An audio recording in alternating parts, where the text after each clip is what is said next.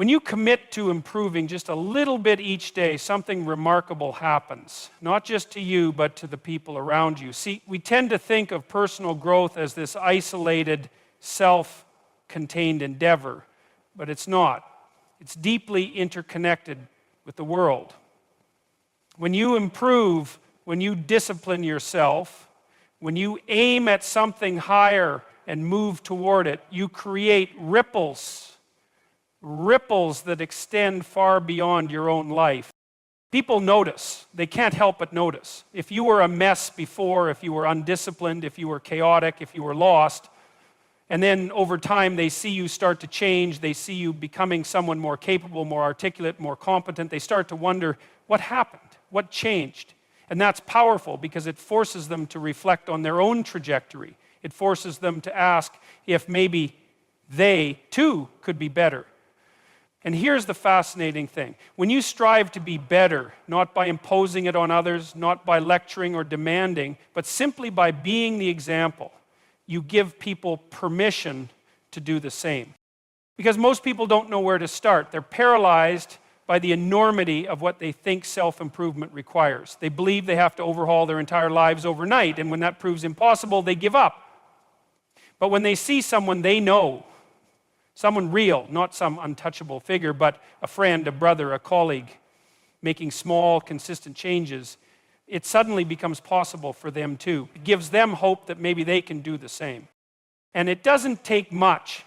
If you start speaking with a little more clarity, if you start carrying yourself with a little more confidence, if you start handling your responsibilities with a little more integrity, people feel it. It's undeniable. And slowly, those ripples spread. Maybe a friend decides to clean up their room because they saw you do it. Maybe a younger sibling who never took anything seriously before watches you develop discipline and for the first time considers what that might mean for their own life. Maybe someone at work who had resigned themselves to mediocrity is inspired to try a little harder because they see you trying. And this is how real change happens. Not through grand, sweeping declarations, not through force or coercion, but through example. The most powerful transformations don't come from demanding that others change. They come from demonstrating what change looks like. When you take responsibility for yourself, when you start aiming at something meaningful and commit to improving just 1% every day, you aren't just shaping your own future. You're giving others a reason to believe they can do the same. And if enough people do that, even in the smallest of ways, the world itself begins to change. Because a world filled with people striving to be better, even in the smallest increments, is a world on its way to becoming something extraordinary. If your life isn't where you want it to be, the first and most difficult truth you have to confront is that no one is coming to save you. No one is going to swoop in and fix everything. No one is going to hand you discipline or motivation or success. And the sooner you accept that, the sooner you realize that your growth, your potential is entirely in your hands. That's a heavy responsibility, but it's also liberating. Because if the problem is you, then the solution is you, and that means you can do something about it. Most people avoid this realization because it's uncomfortable. It's far easier to blame external circumstances. Your upbringing, your past, the people around you. It's easier to say, well, if only things had been different, if only people had treated me better, if only I had been given more opportunities, then I'd be in a better place. And maybe there's some truth to that. Maybe life has been unfair to you in ways that are undeniable. Maybe you didn't get the best start, maybe you've been dealt a difficult hand, but none of that changes the fact that the only person who can change your future is you. And that's terrifying because it means you have to look in the mirror and admit that you're not everything you could be. That's a brutal thing to face. It's much easier to ignore it, to distract yourself, to sink into resentment, to tell yourself that growth is impossible. But if you do that, what's the alternative? You stay the same, or worse, you deteriorate because there's no standing still in life. You're either moving forward or you're falling behind. So what do? You start where you are. You take responsibility, not for everything that's ever happened to you, but for what happens next. You ask yourself, what can I do today, however small, to be slightly better than I was yesterday? and you commit to that. You stop waiting for permission or the right moment or the perfect circumstances. You act. Because action, no matter how small, is the antidote to stagnation. Maybe that means waking up a little earlier. Maybe that means finally cleaning up your living space. Maybe it means setting a goal and actually sticking to it. Whatever it is, it's something. And as you start making these small choices, you begin to build momentum. You prove to yourself that change is possible. You start seeing yourself as a victim of circumstance and start seeing yourself as someone who has control, who has agency. And that's when real transformation begins. Because once you take responsibility for your own growth, once you stop waiting for life to change and start changing yourself, everything else follows. You become stronger. You become more disciplined. You become someone people can rely on. And most importantly, you become someone you can respect. And there is no foundation for a meaningful life more powerful. Life is a delicate balance between chaos and order. And you are constantly walking that tightrope whether you realize it or not. Too much order and life becomes rigid, predictable, suffocating. You stagnate. You become trapped in a routine that no longer serves you, but you stay in it because it's safe, because it's familiar, because it doesn't challenge you. On the other hand, too much chaos, and you become overwhelmed, you lose your footing, everything is unpredictable, and you find yourself drowning in uncertainty, unable to move forward because there's no solid ground beneath you. The key, the thing that separates those who grow from those who remain lost, is learning to navigate that balance. Learning to push into the unknown just enough that you expand without falling apart in the process. And this isn't an abstract idea. You see it everywhere. Look at your own life. There are moments where everything feels controlled, structured, but lifeless. You're going through the motions, showing up, doing what's expected, but there's no real engagement, no movement towards something greater. And there are moments where everything feels like it's slipping through your fingers, where responsibilities pile up, where uncertainty takes over, where you feel like you're on the verge of being consumed by everything happening around you. Neither extreme is where you want to be. The goal is to push yourself toward the edge of what you know, just enough that you grow without being consumed by the process. It's not about eliminating chaos. That's impossible. It's about learning to harness it, because chaos is also opportunity. It's the unknown, yes, but it's also potential. It's where everything you don't yet understand resides. The future exists in chaos. New experiences, new challenges, new versions of yourself. All of it lives just beyond what you currently know. And so if you never step into it, if you cling too tightly to the safety of order, you never truly grow. You just repeat the same patterns over and over again, mistaking stability for progress. But step too far into chaos and you lose yourself. You take on more than you can handle. You throw yourself into situations without the structure, the discipline, the foundation to support you, and you collapse. You burn out. You make reckless choices and call it ambition. You chase novelty for its own sake and tell yourself you're growing, but really you're just flailing. So where do you stand? How do you find the right balance? You pay attention. You recognize when things have become too predictable, when you're no longer being challenged, when you're coasting. And when that happens, you introduce controlled chaos. You set a new goal. You push yourself into something slightly uncomfortable. You take on a challenge that forces you to stretch beyond your current capabilities. And then you learn to manage that challenge. You stabilize. You create new structure around it. And once that new structure becomes routine, once it stops pushing you, you do it again. This is how real growth happens. You don't leap recklessly into the unknown, hoping everything will work out. You don't cling desperately to what's familiar, afraid to step outside of it. You move deliberately between the two.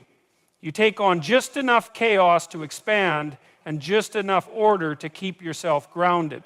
And if you do that consistently, over time, you become someone capable of handling far more than you ever imagined. You become someone who can step into the unknown and shape it rather than being shaped by it. Someone who is neither paralyzed by fear nor blinded by recklessness. Someone who is moving forward one step at a time towards something greater than they were yesterday. If you want to build a meaningful life, you have to start with the fundamentals. People are so desperate to change, to improve, to achieve something remarkable, but they skip the very foundation that makes any of that possible. They chase complexity before they've mastered simplicity. They want success before they've developed discipline. They want respect before they've cultivated responsibility. But the truth is, if you don't have the fundamentals in order, everything else collapses under pressure. It's like constructing a house on unstable ground. You can make it look impressive, you can decorate it, you can pretend it's strong, but the first storm that comes will tear it apart. That's what happens to people who ignore the basics. They push forward, fueled by excitement, by ambition, by the desire to be more than they are. But without the right foundation, they crumble the moment life becomes difficult. They lose motivation, they become overwhelmed, they quit. And then they wonder why they can never seem to get anywhere. You have to master the basics. You have to start with the things that seem so obvious, so simple, that most people dismiss them entirely. Take care of your health. If you can't control what you eat, if you can't get enough sleep, if you can't even keep yourself physically strong, how do you expect to handle the bigger challenges that life will inevitably throw at you? You have to structure your time. If your days are chaotic, if you waste hour after hour on meaningless distractions, if you have no control over your own schedule, how do you think you'll ever have control over anything else? It's not about making massive, overwhelming changes overnight. It's about fixing the things you can fix, the things right in front of you.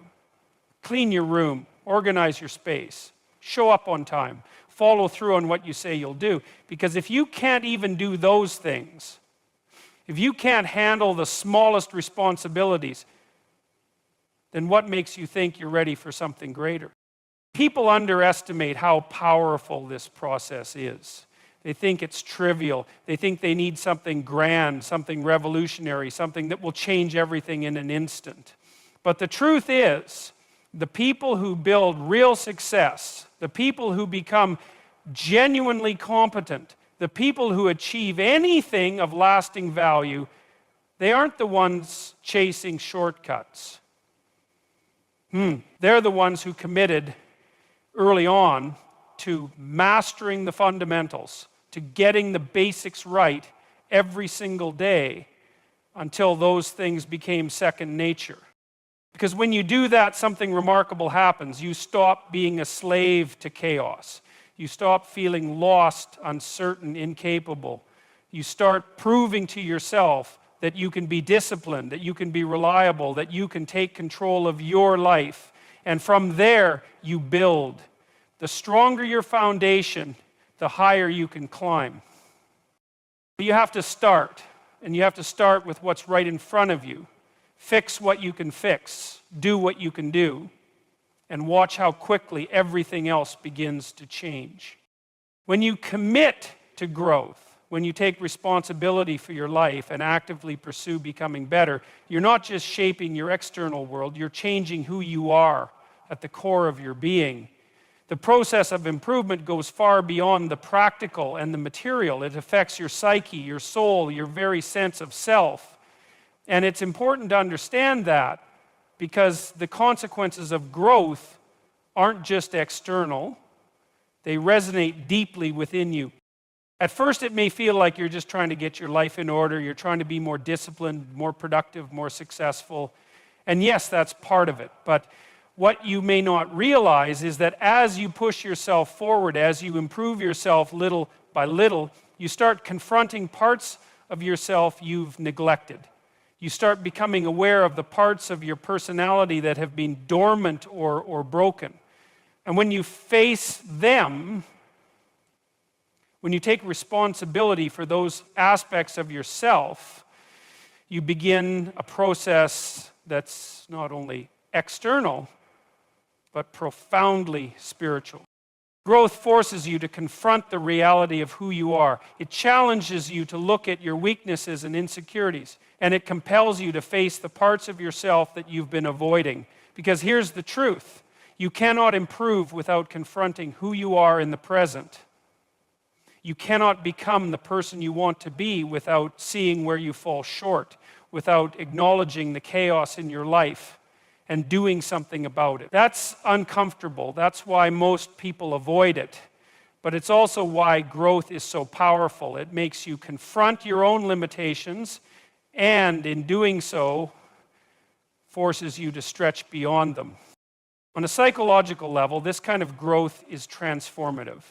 As you begin to handle your responsibilities, take control of your time, improve your habits, and become more disciplined, you also begin to develop a new sense of identity.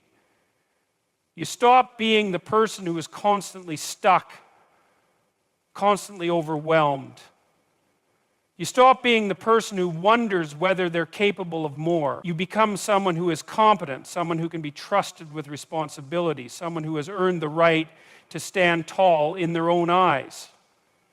This shifts how you see yourself, it shifts how others see you, and it's impossible to overstate how powerful this feeling of competence and self-respect is. But the spiritual consequences are just as significant. As you grow, you begin to realize that life isn't just about what you can accumulate or what you can achieve in the material world. It's about meaning. It's about purpose. You begin to realize that the process of becoming better, of taking responsibility, of aiming higher, connects you to something greater than yourself. It connects you to the flow of life itself. There's a profound sense of purpose that emerges when you begin to see your life as a project, as something that requires care, attention, and constant effort. And that sense of meaning, that connection to something greater than your immediate desires or frustrations, is what sustains you. It's what keeps you moving forward when the going gets tough. There's a danger in neglecting growth. If you choose not to face your limitations, if you choose not to strive for something better, you will slowly wither. Your psyche will erode. Your spirit will die. Growth is not optional. If you don't aim for something higher, you will lose the very thing that gives you life. It's that simple. The pursuit of growth is what keeps your soul alive, what keeps you connected to the deeper meaning of life. So, the next time you feel like giving up, or when the path of growth seems too difficult, remember this. It's not just about becoming more successful, more capable, or more disciplined. It's about becoming the person you were always meant to be. And there is no greater pursuit than that. As you work on improving yourself, as you begin to take responsibility for your growth, something profound happens. It's easy to think that your personal progress is just that. Personal. You might see it as a private battle, something that's only for you to experience and benefit from. And yes, it is personal, but the impact goes far beyond yourself. It extends to everyone around you. You might not even realize it, but the changes you make, the effort you put into bettering yourself, radiate outward like ripples in a pond.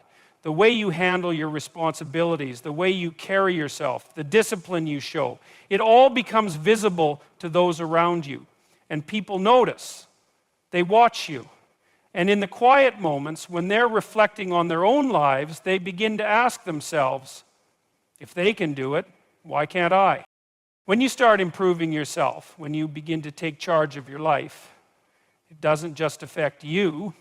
It influences the people closest to you and even the people who are not so close. Your spouse, your children, your friends, your coworkers, all of them are affected by the energy you bring into the room. If you are growing, if you are striving for something greater, they will feel that. And often they will be inspired by it, even if they don't tell you. It's like a subtle invitation to be better themselves. They begin to see that growth is possible, not in some abstract sense, but right here, in the middle of their daily lives. This is not a small thing. The ripple effect of your actions can spread further than you might ever realize. Perhaps a friend sees you stop procrastinating, and as a result, they start to make their own changes. They might begin reading more, or developing their own routines, or confronting challenges they've been avoiding for years. Maybe your partner starts paying more attention to their health because they see you taking responsibility for yours. Maybe your children begin to internalize the lessons you're teaching them by example. The lessons of discipline, integrity, and hard work. Without you ever having to say a word, the people who witness your growth are subconsciously invited to grow as well. And when enough people start making those small changes, when enough people begin to strive for something better, that's when things begin to shift on a larger scale. That's when the community around you starts changing. That's when you begin to see a collective rise in standards, in ambition, in integrity. And while this may start on a small individual level, the ripple effect can change entire communities, workplaces, families, and beyond. But here's the thing. You don't have to do anything dramatic to spark this. You don't have to preach to anyone or try to force others to change. You just need to live your life with intention, with purpose, and with the belief that improvement is possible. You need to lead by example. And by doing so, you offer others the opportunity to change too. It's a powerful, quiet force that spreads across the lives of those around you, even without you knowing it. The world can feel like a place where change is impossible sometimes. We look around and it's easy to get discouraged by the chaos, the negativity, and the lack of progress. But that's because we're looking for big, sweeping changes. We're waiting for some grand moment, some massive movement that will turn everything around. But change doesn't always come like that. Sometimes it comes in the form of one person deciding every day to be just a little bit better. And when that happens, when that person shows up consistently, they inspire those around them to do the same. You are not as isolated as you think. The way you choose to improve, the effort you put into becoming better, it has a ripple effect. And just as a single stone can send waves across a vast ocean, your commitment to growth can create waves that spread far beyond your own life, affecting everyone you come into contact with. This is the power of personal responsibility, and this is the true impact of growth. So keep pushing forward, not just for yourself, but for everyone who will follow your example. And in doing so, you'll change not just your own life, but the world around you. As you stand at the beginning of your journey, remember that the path to growth isn't some grand, mystical leap into the unknown. It's a series of small steps, one after another. It's about committing to improvement, even if that improvement is just 1% every day. It's about facing the uncomfortable truth that no one is coming to save you, that the responsibility for your life, for your growth, rests in your hands. But that's not something to fear, it's something to embrace, because with that responsibility comes power. You are the architect of your own destiny. You shape your life, your habits, your future with every decision you make. And yes, the process is messy. Yes, you will face obstacles. Yes, there will be times when the road feels impossibly difficult. But it's through that struggle that you grow. And with growth comes confidence, competence, and meaning. As you push yourself to improve, you'll discover that growth is not just about what you accomplish, but about who you become in the process. It's about mastering the fundamentals, learning to balance chaos and order, taking responsibility for your actions, and understanding that your personal growth has a ripple effect that can influence everyone around you. So step forward with courage. Don't wait for the perfect moment or the perfect conditions. Start now. Improve today just a little bit more than yesterday. And as you do, not only will you transform yourself, but you will inspire others to rise alongside you. Because when one person improves, they create the possibility for countless others to do the same. And together, we can build something truly meaningful. Your growth is not just for you, it's for everyone whose life you touch. And in the end, that's what makes the journey worthwhile.